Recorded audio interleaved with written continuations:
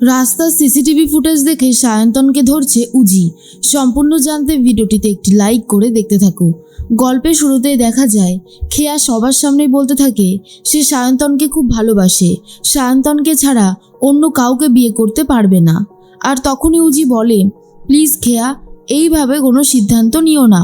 ঠান্ডা মাথায় ভালো করে ভেবেচিন্তে সিদ্ধান্ত নিতে প্রবলেম কোথায়? আর তাছাড়া তোমার দাদাভাইকে নিয়ে তো এখন আমাদের বাড়িতে অনেক বড় একটা ক্রাইসিস চলছে, আর তুমি কি না এ সমস্ত কথা বলছো? খেয়া তখন বলে, দেখো বৌমণি, আমার লাইফ নিয়ে তুমি কোনোভাবে ইন্টারফেয়ার করো সেটা আমার একদমই পছন্দ নয়।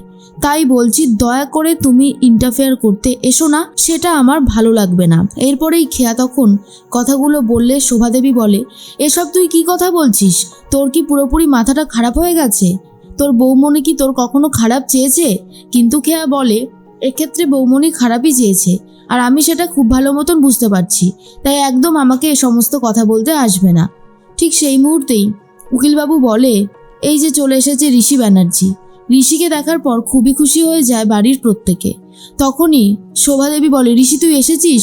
তোর জন্য চিন্তা করতে করতে বাড়ির সবার অবস্থা খুব খারাপ হয়ে গেছে। ঠিক তখনই উকিলবাবু বলে, উজি ম্যাডাম না থাকলে হয়তো ঋষি ব্যানার্জিকে আমরা এত তাড়াতাড়ি বেলের ব্যবস্থা করাতে পারতাম না।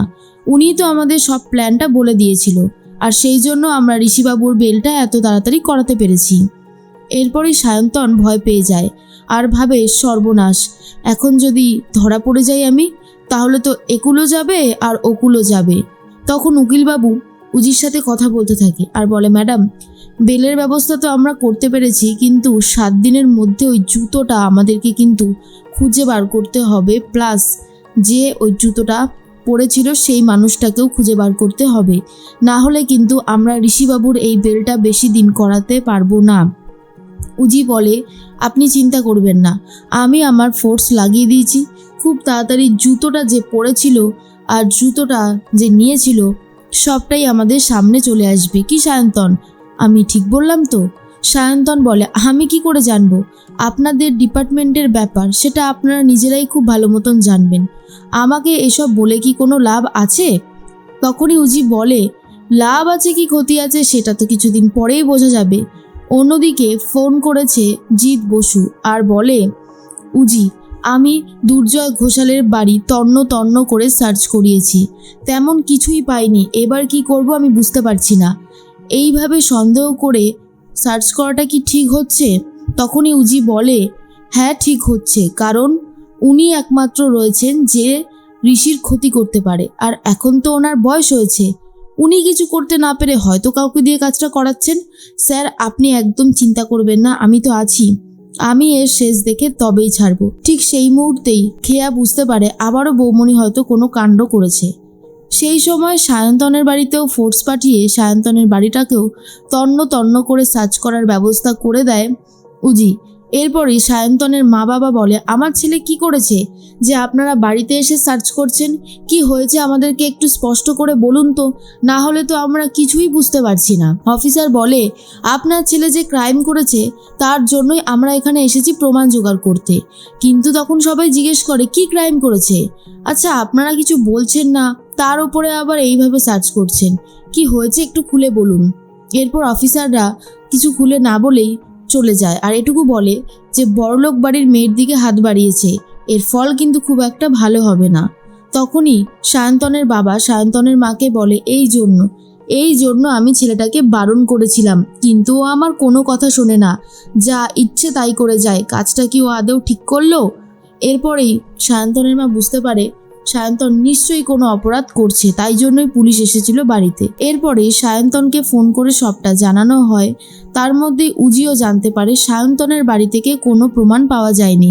খেয়া তখন বলে, তুমি আবার সায়ন্তনের বাড়িতে পুলিশ পাঠিয়েছিলে, তাই তো? তুমি তোমার ক্ষমতার অপপ্রয়োগ কেন করছো?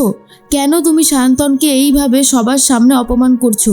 যেই মানুষটা ডিপার্টমেন্টে বসে কাজ করছিল সে কাউকে কিভাবে মারতে যাবে? তুমি কিন্তু এবার বাড়াবাড়ি করছো বৌমণি, আমি তোমাকে ছাড়বো না।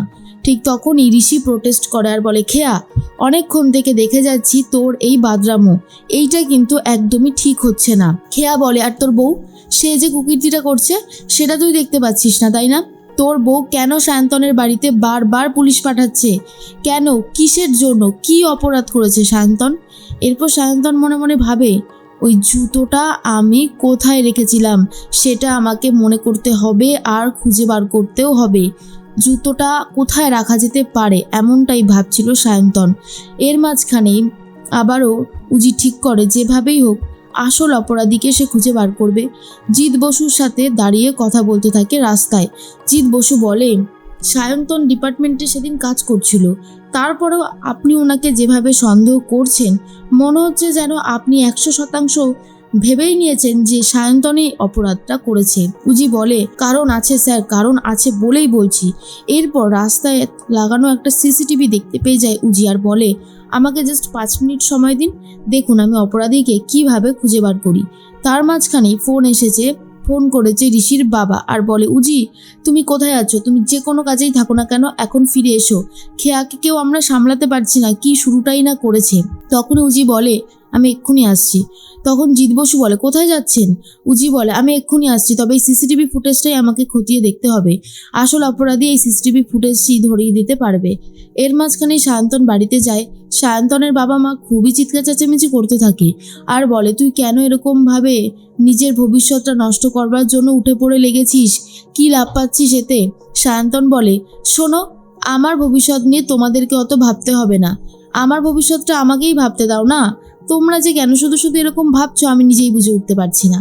এর মাঝখানেই খেয়া নিজেকে শেষ করবে বলে ভয় দেখাতে থাকে সবাইকে।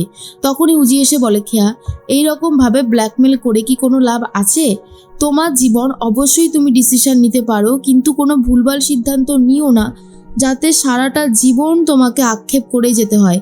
আমি চাই তুমি ভালো কাউকে বিয়ে করে সুখে শান্তিতে সংসার করো, কিন্তু তোমার ভালোবাসার মানুষ যদি একজন অপরাধী হয় তাকে তো পুলিশ শাস্তি দেবেই, আজ না হোক কাল সে কিন্তু শাস্তি পাবেই।